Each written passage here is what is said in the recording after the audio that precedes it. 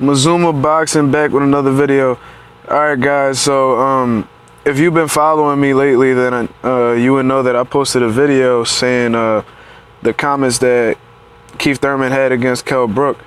And when I did that video and I looked over the comments, I seen that people had been criticizing my video, saying that it was all over the place, and I agree. So what I'm gonna do is I'm gonna be more well thought out with the videos that I put out, and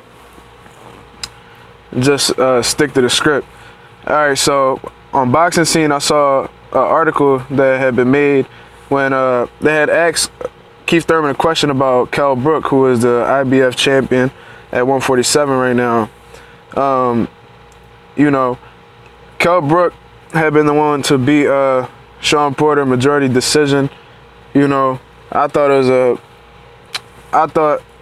was a clear win for Kell Brook, but I wouldn't be mad if anybody else said that they had even Porter winning or even scoring it a draw. It was a competitive fight. You know, and Keith Thurman said that although, because Kell Brook's name is Special Kell Brook, and when they asked Thurman about him, he said he hasn't shown to be that special yet. And to an extent, I can agree. You know, Kell Brook, he's just been facing his mandatories lately. Hasn't been able to get the chance to face Amir Khan for whatever reason that is. And, you know, and he just hasn't been getting big fights. Eddie Hearn is his promoter or advisor, whatever the hell he is. And he just hasn't been getting big fights other than the one he had with Shawn Porter. And, you know, what I think about it is, I agree to an extent, like I said before, but I think Keith Thurman shouldn't be the one to talk.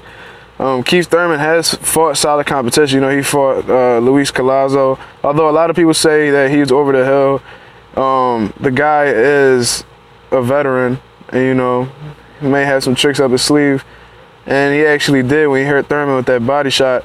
He fought Leonard Bundu. I think he was from Italy, and at the time I believe he was ranked #1. But he was like 40-0 with a draw, I believe. He was an undefeated fighter.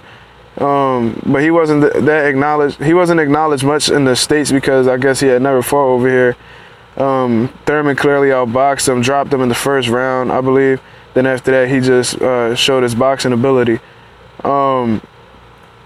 But he has fought Robert Guerrero, you know, which was a solid win as well. It showed that Keith Thurman is one of the big names right now at 147.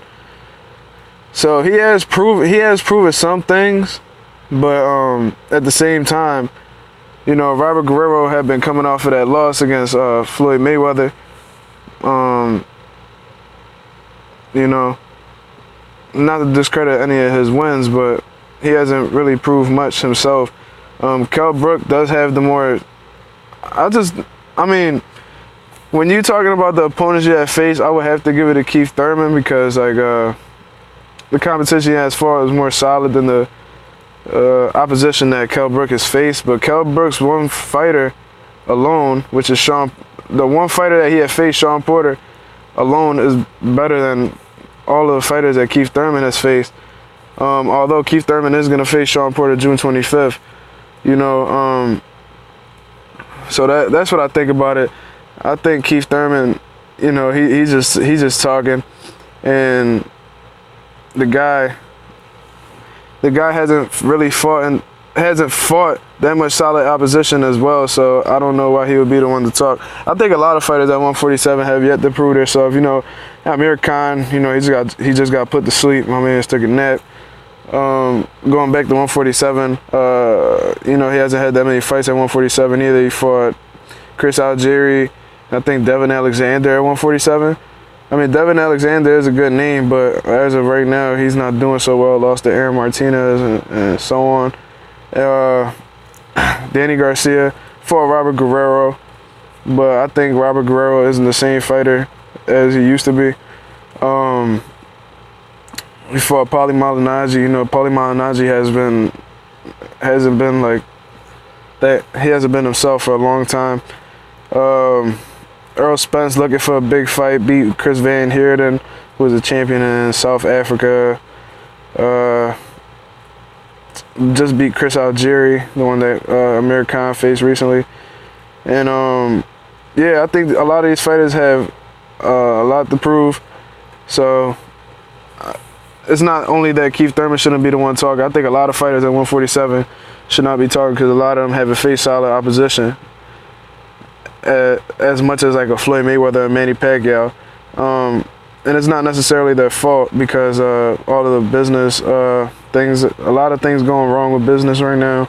And it's hard to add up to motherfucking fighters that have been around 20 plus years like Floyd and Pacquiao and so on. I mean, Tim Bradley does have a great resume, but I think a lot of his great fights have happened at 140, at 140 pounds. 147 he fought Pacquiao. I think he fought Chavez, which was a draw. I don't know why, that fight was bullshit. But the man has a pretty solid resume.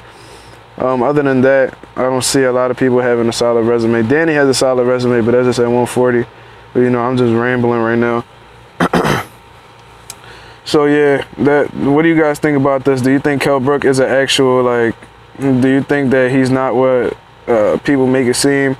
Do you think he's not so special at all? Do you find flaws in Kell Brook, or do you think that Keith Thurman's just talking out his ass? Let me know what you guys think about all of this. This is Mazuma Boxing, and we out of here.